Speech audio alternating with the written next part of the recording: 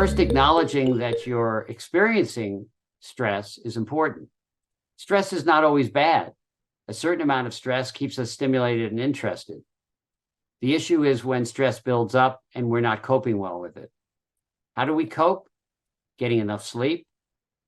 Exercise is very important. Physical activity is the best way to burn off tension and stress in a natural fashion. Meditation can be helpful. Some people like chamomile or other herbal teas to calm them. And if things are just getting a little bit out of control, consider meeting with a therapist or counselor, mental health professional to try to help you with your stress. But start off with exercise. Think about meditation. Think about your excellent diet and relaxation. Avoid excessive caffeine and stimulants, and you'll be able to cope with most of the stress of your life.